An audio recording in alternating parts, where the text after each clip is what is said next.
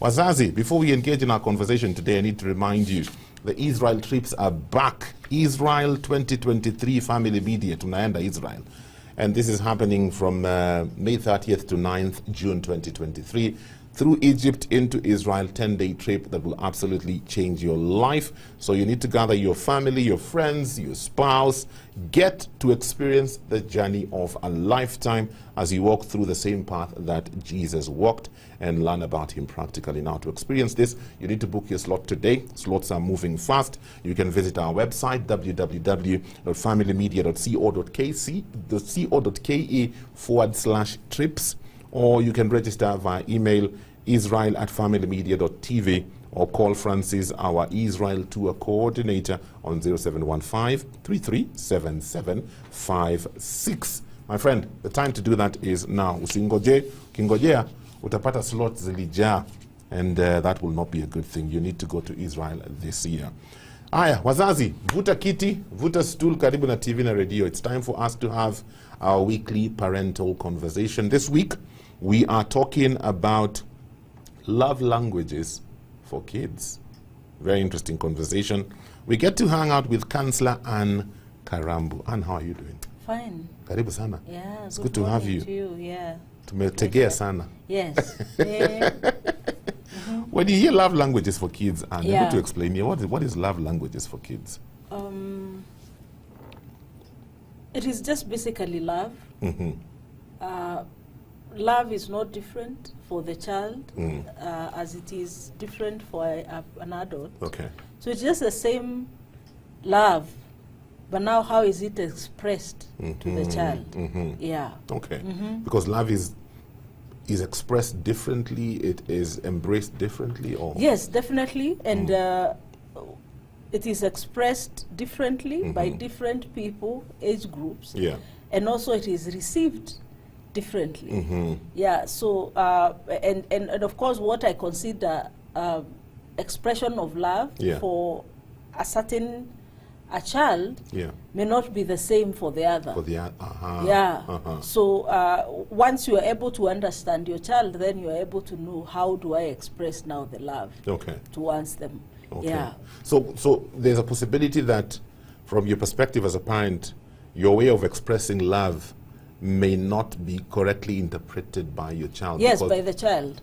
And I think for me, parenting, because it's something I'm passionate about, I feel like as parents, we are not able to really understand our children. Okay.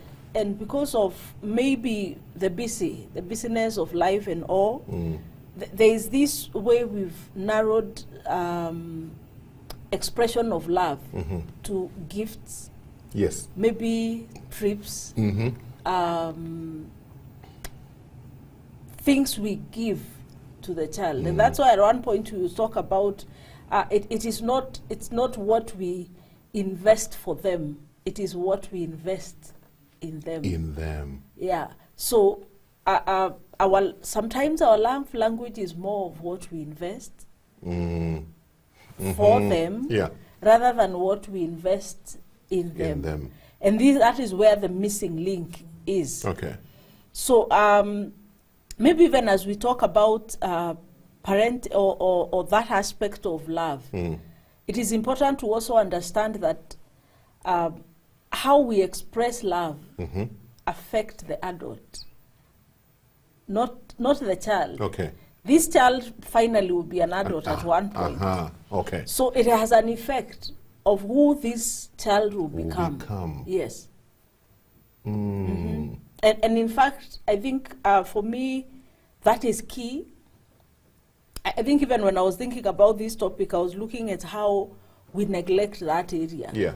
Because sometimes it's like we want to correct things we missed when our children were very young. We missed them, and now we are trying to correct them when they are old already. Yeah.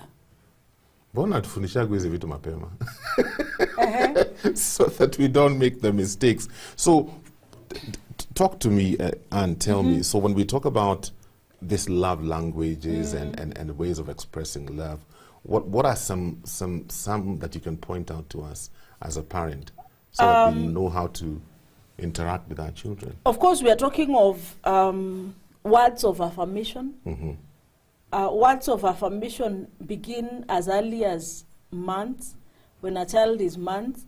I don't know when you talk about a child, what is in your mind, whether it is whether it is a 12-year-old or a 13-year-old. Normally, when you're talking about formation of a child, it is between age 1 year to 5 years. Okay. That is when formation, I'm talking about personality, self-worth, all that is formed before the child turns 5 years. Okay. But unfortunately, because we are not able to understand this, we miss out that point, the nurture area where we are supposed to nurture them. So we somehow come after they are past that age. Yeah. So we are not able to inculcate these values early. So affirmation begins, words of affirmation begin as early as when the child is born. Ooh. Yes, as we breastfeed them. I've had people who say it's even earlier than that. Yes, it is earlier than that. They're still in the womb. Yes, we would go all the way, but of course words of affirmation may not go that far. Okay. But of course how you are emotionally, even when you're expectant, affects the child. Okay. And of course that aspect of just allowing the child feel like that they are appreciated and that where they are coming to in the world, it's a safe environment. That is pregnancy. So immediately they are born, and you realize that's why, of course, immediately a child is born, they want to breastfeed. So that is their first connection. And of course now you realize this is a role of the mother. Of the mother. Although sometimes we want to think that the father is equally needed, but the nurture aspect of a child for at least the first 1 year, that nurture is for the mother. Mostly it is for the mother. For children who are maybe abandoned and all, they also require, so whoever is taking care of them, it's necessary also to make sure that they are given the words of affirmation. Now, affirmation, we are talking of just remember they are not able to respond to you, but they can hear.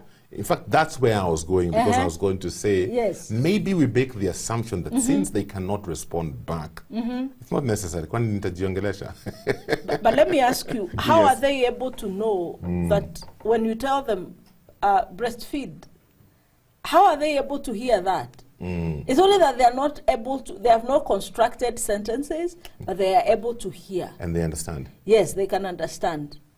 Oh, that's interesting. So every word we speak of affirmation, of love, of acceptance, has a way of impacting them. And one of the things that it does is that it develops trust. So from that early age, the child is able to know that I have come in a safe environment. This place I am needed. Ooh. Now, what happens, of course, in a scenario where people are fighting, people are arguing, there is a lot of insecurity in the family, the child is able to also pick that. And they're able to tell that I'm in an unsafe environment. And of course, they become withdrawn.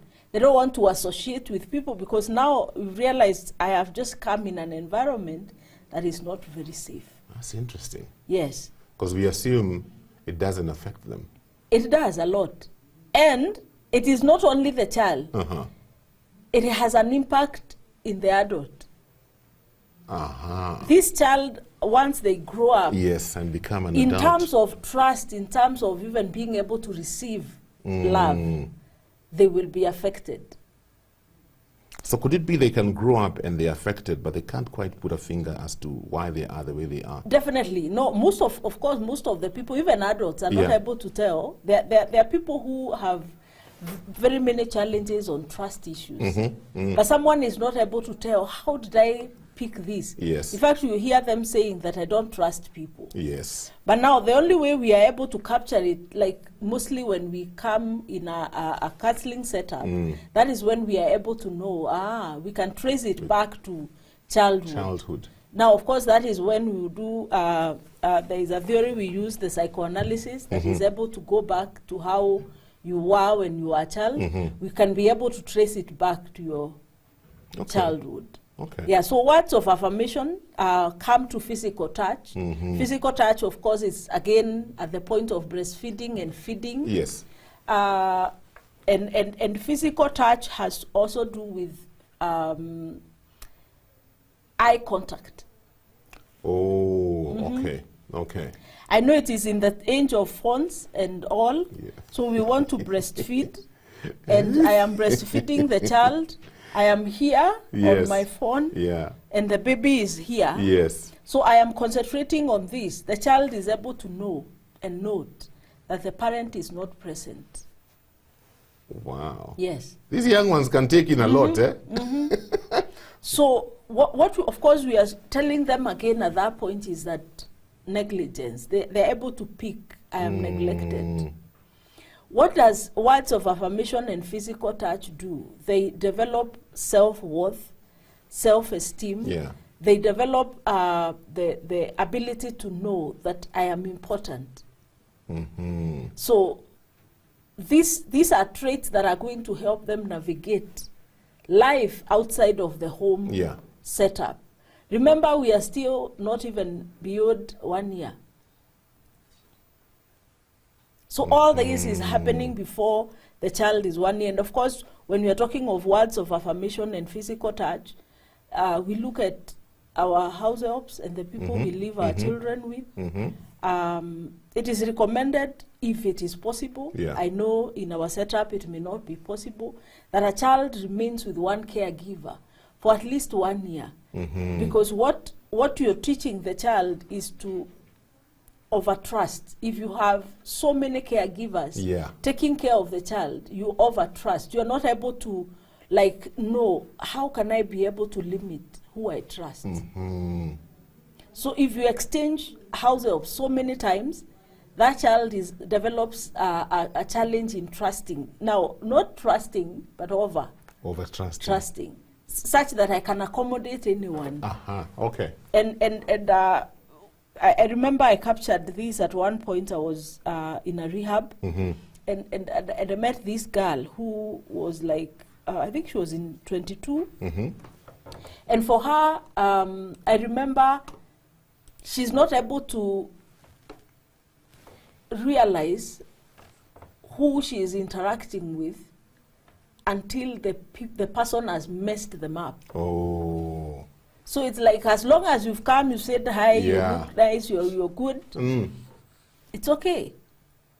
So they were not able to develop that aspect of, I would call it maybe discernment, but it is because of the overly, a lot of care, so many hands that took care of that child when they were young. So again, causes another confusion. There's something you said there, and I've realized that sometimes when you have a child who's passed through many hands, they usually have issues. Yes. Yeah. Not even just necessarily the caregivers at home, but you find they grew up in this home, they were in this home for 6 months, then they went to another home, they were there for a year, then wakatupo huku, then akaenda huku. I find that they become very unstable in life. Definitely, yes. Because you see, whose values are they going to take? Yes, because remember, values are passed on, and values are caught. They are not taught. They are caught. So I caught here, I caught the other place, and even before I formed them, I was picked. Taken somewhere else. Yes, I was taken somewhere else. So of course that child will grow unstable, and they become very unstable adults. And the only way to be able, maybe that person to find recovery, it is now this child being able to realize that I was not able to be brought up right. So I need to deal with these issues myself. Now that is an adult.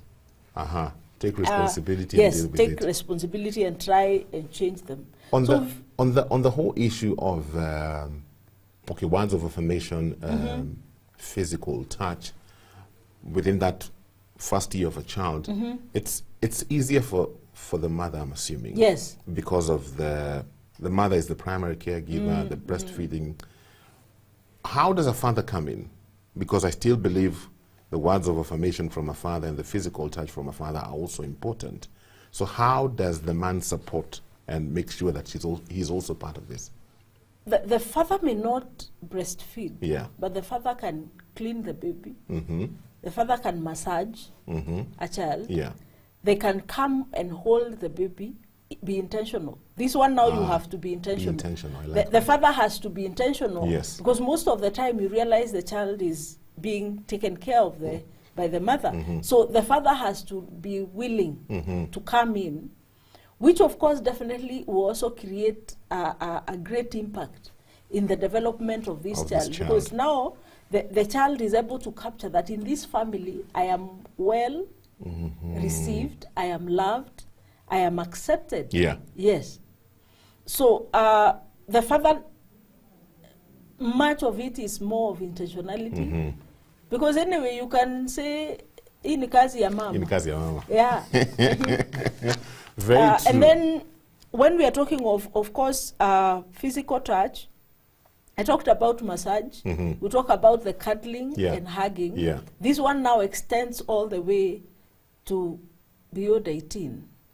I know in our African setup, we limit hugging and holding hands, but it is very important. This morning we hang out with counselor and author Anne Karambu. We are talking about love languages for kids. Very interesting conversation. Thank you for the comments coming in. David Lokabeta, you say an eye-opening conversation.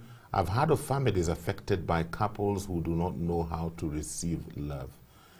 Is it something that arises from nurture at upbringing? Can it be corrected?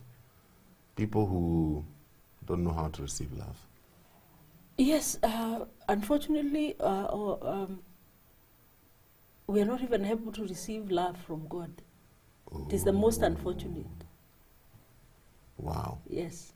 Okay. I have met young people who, someone is born again, reads the Bible, understands the word, but there are some promises of God they cannot be able to relate with. They're like, no, I don't think this one is young. They can be given to other people, but not me. But not me. But of course, when you listen to them, you can be able to tell they were mishandled when they were younger, neglected and all. Yeah. Yeah. Yes, it does. They can be helped. That is what I said, that once you've understood that this is where the root of the problem is, there is now, we talk about self-parenting. Oh. Yes. You go back now and start parenting yourself. Is it words of affirmation that you lacked? You start affirming yourself. Yes, oh, okay. and believing in yourself. And when you do something, you appreciate yourself. That which you didn't get. Is it the touch? Of course, you may not be able to touch yourself, but you are able to know what is this that you crave for. Because those people also crave for touch. And sometimes you realize even when someone is an adult, when they sit near someone, they want to lean. They want to lean, yes. On them. Yes. Yes. Yes. And because they are craving for something they didn't get. Yeah, so once you've been able to realize that this is what I'm struggling with, it's very easy to find healing, but it is a process. It's a process. Yes. Okay. Joyce is asking, Joyce says, I've realized that I have failed my kids in this area. They are now preteens. How can I salvage the situation?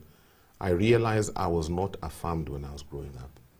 So she was not affirmed, she's not been affirming her children. Now, these are some of the things that in our church setup call generational curses, where we talk of this runs in our family. This runs in our family, yeah. Now, poor parenting also runs very true. In the family. In the family, very true. So, because I never got this model, there is no way I'll model my children in the same way. Because but although you're doing like this, we have books, we have talks like this. Every other day you do parenting talks on this show. Very true, very true. Are we listening? Ooh, are we reading? That can no longer, that excuse can no longer hold. Of course, it doesn't hold. Yeah. So when you realize there's something you missed in your parenting, seek information. One of the things I've realized with our parenting styles and skills is that we want to replicate what was given to us. Yeah. The way I was parented is not working now. In this generation. I remember we would be taught myths in areas of sex and sexuality, areas of Yes. how a child is born and Yeah. how. Is Is it working right now? No, it is not. So we Can't have work. to also update ourselves. When we were growing up, there were no phones, there was no internet. Information was limited. Information was limited. The other day I was discussing with someone and I was telling them the level of my child, who is 6 years, and my last born is 6, is in terms of how they capture information, it is like how I was when I was finishing Form 4. What? 18 years. Imagine. Because they will ask you questions and you're like, okay. Yeah. Now, can you parent that child the way you were parented? You can't. No, You you can't. miss out. Yeah. So we have to also make sure that we inform ourselves. So like the mom who is commenting, please seek information. Because once you go and learn more, Yeah. and then also look at the areas where you failed and study on the same. Acknowledge that you failed. Yes. Some of us also, we are not able to acknowledge we failed. Yeah.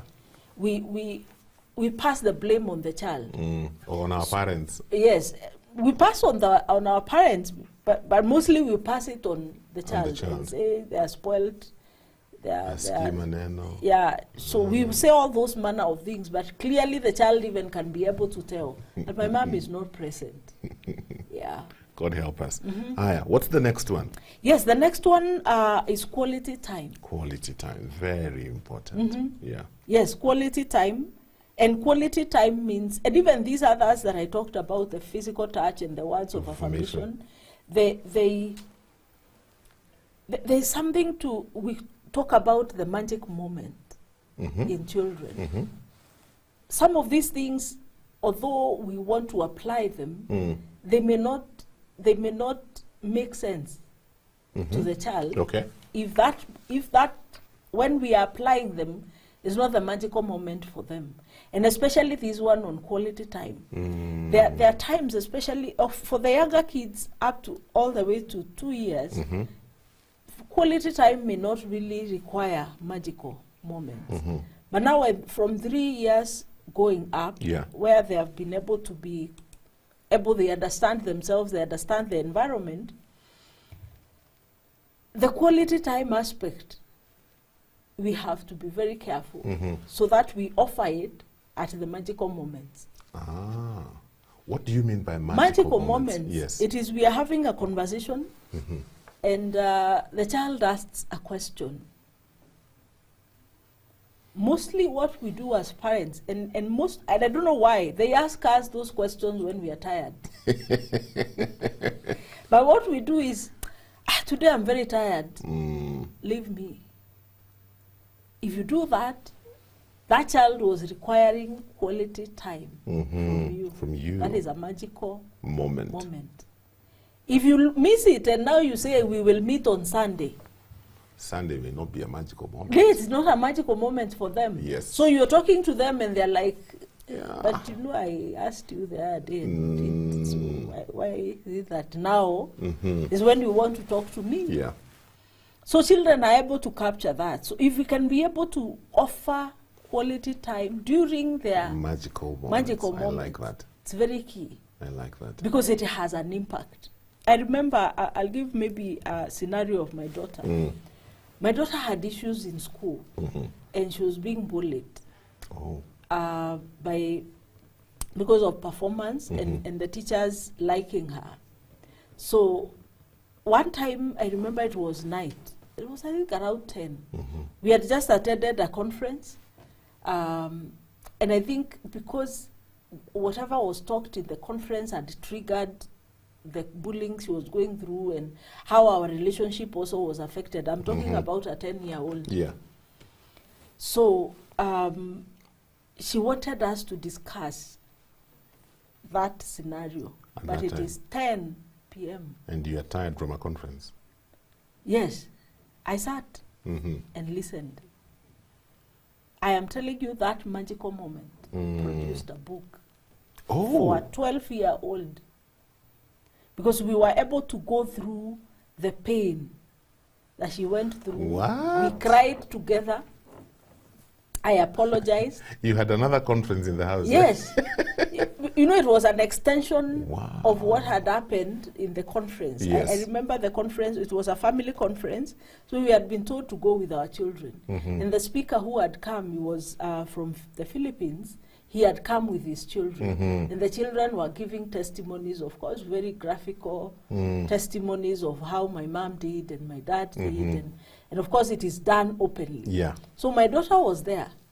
Ah, that's So triggered something. I had gone with my daughter and my son. So they were able to relate. And we were having a carafe relationship because of this bullying that was happening in school. So she had almost started feeling like, Mom, it's like you don't even like me. Wow. So in this night, she even shared how she had thought of how she will do a DNA test to know whether I'm the mother. Oh my I'm goodness. talking about a 10-year-old. Yes. Because the children in school who are bullying, there's a point she reached and she wanted to join what they were doing. Because now she called it fitting in. Oh yeah.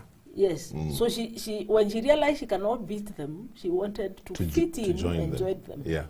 So she would come tell me I want she would come tell me I want to go, I want a phone. We have agreed 10-year-old. phone, yes. We had agreed phone is not coming. Yes. Up to this point. But now she's asking me for the phone. Of course I will not give. Yeah. Then the next time she wants to carry things to school and I am like, no. So of course that disagreement, of course it will not come from the father. The father was not as directly involved like I was. So that's why I became the bad one. Yeah. Because I'm hindering her from doing what she desires. So she shares all these, and we prayed. I remember we apologized to each other. That was a magical moment that she will never forget. No, how can she forget when she has written a book? Wow. You're an author and your daughter is an author? Yes, she's now in Form 2. Has your husband written any book? Not yet. Mwambie ajikakamue. Not yet. That's an amazing story. That's an amazing story. You know, I'm looking at my time and I'm thinking we may not be able to finish everything today, but let's see. Maybe we can mention one more. Yeah. So of course the next one is gifts. Now this is what we are good at, and we think that it solves everything. Yes. Sometimes it doesn't. They're important. The children are happy about them, but this is not the only thing. This is not the only love language that a child understands. It's interesting, Anne. When I think about my parents, they were not very big on gifts. In that generation, gifts. In fact, there's one gift my dad bought me. I know he's watching. I don't know whether he remembers. I have never forgotten. I think I was probably 6 or 7, and he bought me a toy tractor. Red and black. Wow. I still remember. Wow. It is the only toy my father ever bought me. But that memory has stayed with me till today. I don't even think Mr. Okumu, do you remember that tractor? I don't think Mr. Okumu remembers the tractor. When you talk about that, is it because we didn't receive gifts? That's why we have over-gifted our children. Most likely. So overcompensating. Yes, we are compensating what we didn't receive. Yes. So we are giving it to our children, thinking that is them. all they need. Just look at how our parents did. Do you remember how much you were affirmed? Do you remember how, of course, they were not also touchy? No, they were not. They were not very touchy. They were not. But they had quality time. Yeah, they were always there. Somehow we were with them, either in the farm. I grew up in the village. So we would go with them in the farm, we are with them in church, we were with them in school. I mean, they were like everywhere. until I remember I was telling someone when I came to Nairobi, I came from Meru. When I came to Nairobi, I used to feel like my mom is walking with me in the streets. Wow. That is how present. Oh. There are things I couldn't. I came to Nairobi during the times phones were not there in the 90s, nearing the 2000s. days of the telephone booth. Yes. But I was feeling like my mom is walking with me. That is how present they were. And you realize one of the things that has made the generation of the 40s, 35, not 20s, and not 30s, what has made them be who they are, that they can be able to push through life, they can be able to push through any hardship. Yeah. It is the kind of parenting we were given at that point. Because you could go to the farm, unalima, you are encouraged. You are told you are good. Unapika, someone is like, yes, you did it. That is how we were affirmed. Very true. I remember, for me, I grew up in Nairobi. Yes. But what I remember, and in fact, it's interesting, we were having a conversation with my elder brother the other day about this, is my dad we were many, we were always living with relatives, but my dad would pick us every day, lunchtime, and take us home. We were schooling in Isli, and we were living in Buruburu. Yeah. My dad is working in town. So he'd come from town to Isli, pick us, about 6 children, take us home for lunch, and then drop us back. That was a Quality daily time. activity. Yeah.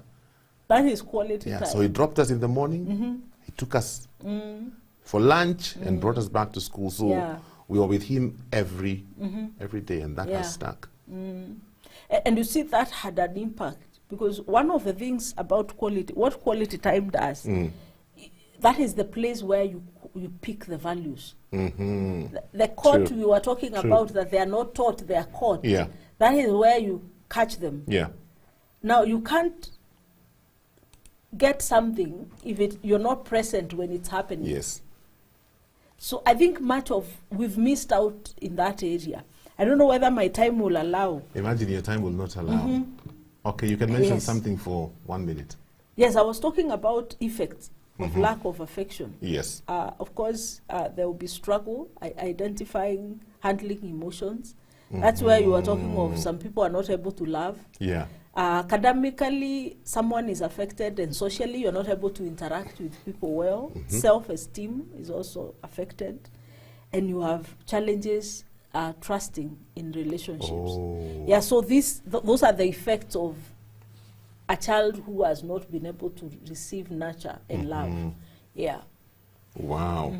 And imagine my time is up. Yes. I need to have you back. We need to finish this conversation. I truly love the insights that you're giving, because personally I can identify with them. You know, when I think back to my childhood, some of the things you're talking about, they make sense. And I think it's the same for the audience that's tuned in. So we will have to organize for you to come back. No problem. So that we can I'm finish this available. conversation. Asante. Yeah, thank you so much for having me. Awesome. I really appreciate it. Great. I hope your husband is watching. I'm waiting for your book, sir. Your wife has written a book, your daughter has written a book. Wewe uko na pressure. Lazima uandike kitabu. I have 3. Hakuna 3? Yes, I'm working on the 4th one. Wow. Is it 4th? I think I'm working on 2. Okay. May the Lord bless you. Thank you. Our time is up, Wazazi. Thank you so much for being a part of this conversation. I hope what you've heard has enriched you and empowered you. Until next Tuesday for another session on Parenting Tuesday, have a great day. Thank you for watching. Remember, subscribe to our YouTube channel so that you can get notified whenever we upload new fresh content every day. Stay tuned and enjoy fresh, uplifting content.